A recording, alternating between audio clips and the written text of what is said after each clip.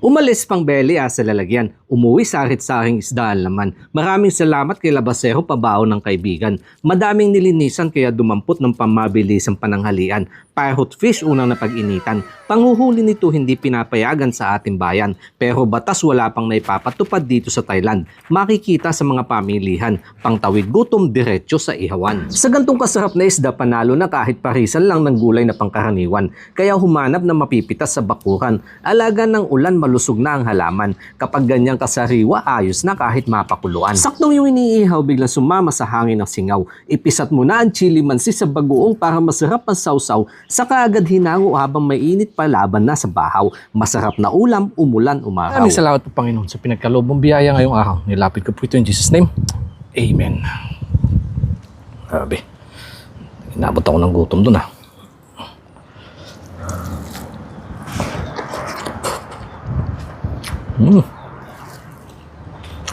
Oh, talbos pa lang sa kasawsawan. Ayos na. Natin ng sibuyas sa sili.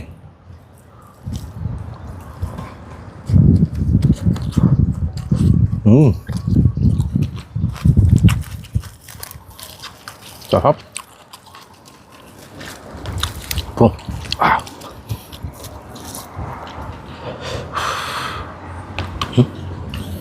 Kapal ng kanyang laman.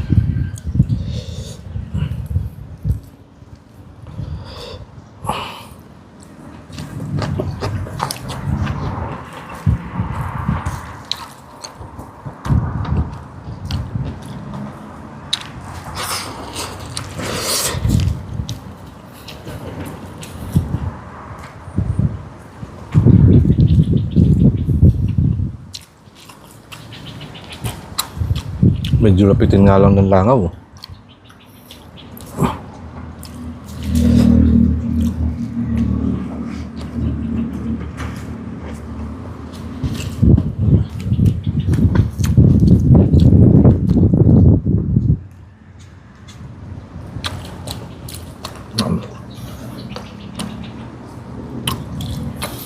Ang bango at saka ang lasa ng laman ng isda.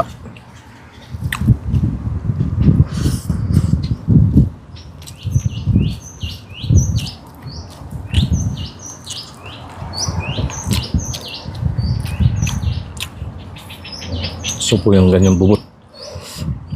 Panlaga. Isang sausaw, isang subo.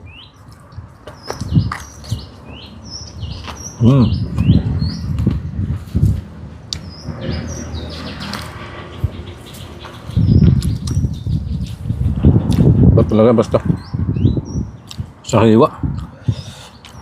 Manamis-namis ang lasa.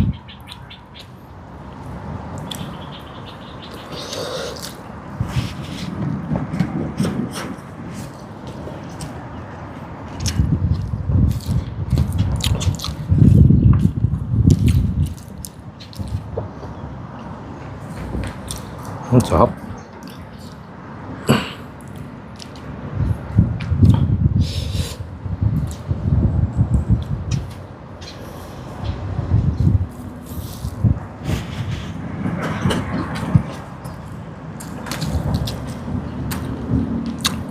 Bumuhayin lang yung mga gulay-gulay. Tsaka libre. Ay pitas nga lang. Pero sa isda naman. Yan ho ang mamahalin. Sa atin, bawal hulihin yan. Pero dito sa Thailand,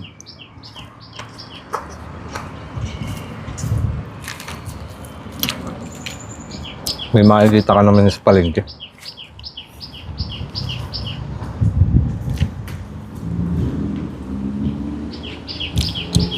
Tignan lang baka may nagtatagong kalaban sa loob.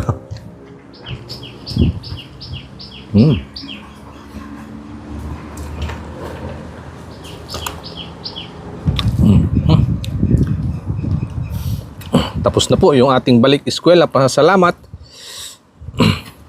Trikyaw. Kaya balik na tayo sa code hunting. Ayan. Comment mo na. So dapat nakapalo, mag-share para sa 500 pang-ulam.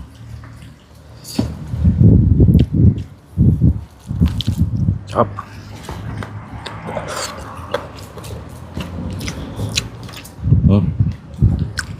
Ito na po yung yayahiin ko. Save the best for last nga daw. Kanyang ulo. Tinik-tinik.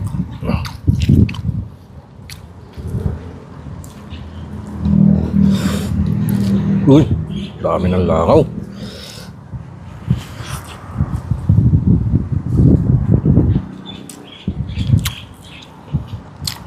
Naamoy na nila yung isda. Naglalabasan na sila.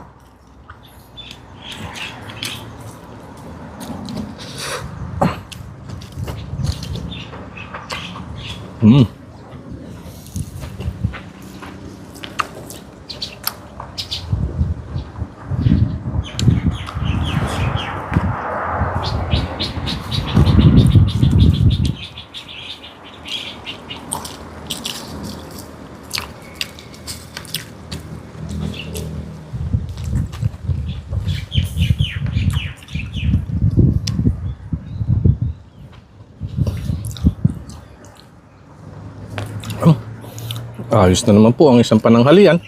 Maraming salamat po mga kanay sa inyo pong patuloy na pagtangkilik sa aking mga binabahaging pagkain bukid.